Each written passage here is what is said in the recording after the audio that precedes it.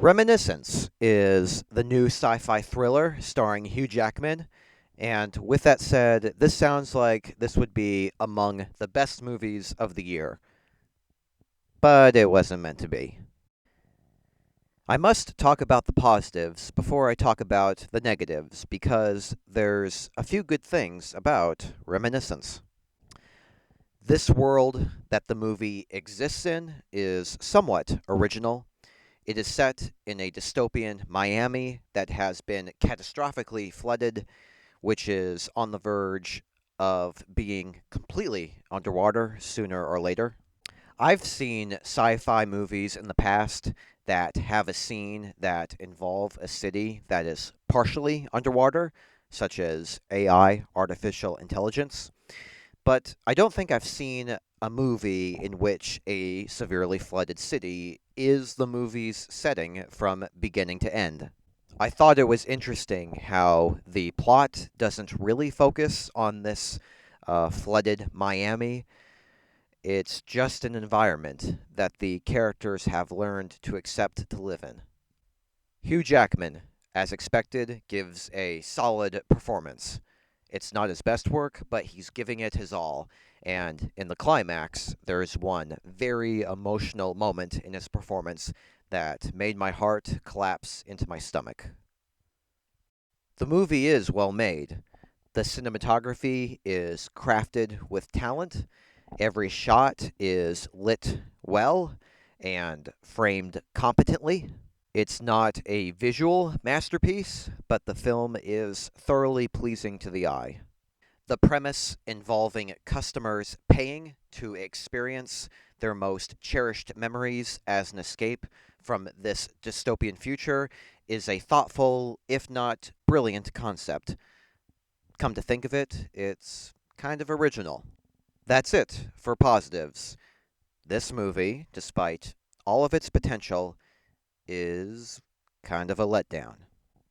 The big problem with this movie is its story.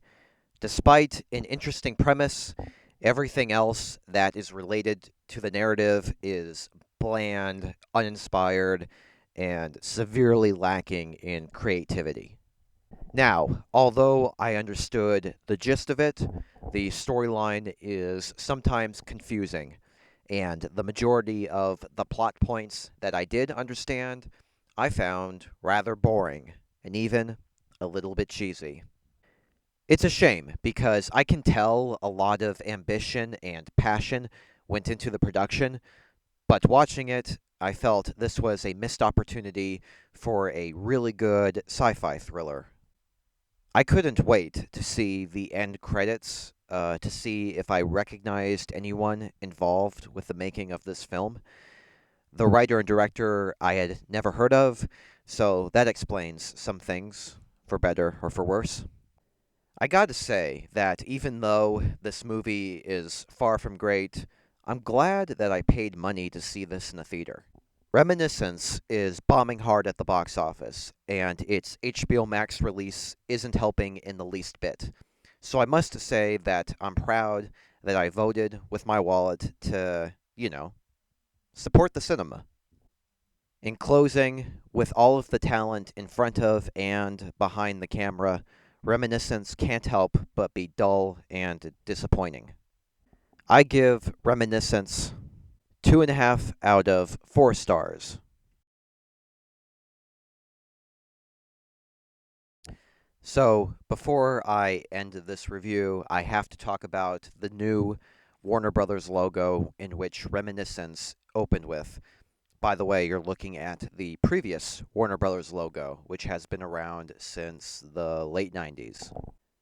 I should also mention that Reminiscence isn't the first Warner Brothers film to display the new logo, but it's the first time I've seen it, and so I've got to talk about it. I don't know exactly when this new logo was released, but since this is my first time seeing a new Warner Brothers film since the pandemic, I'm certain it wasn't pre COVID. So, what do I think of it? It's fine.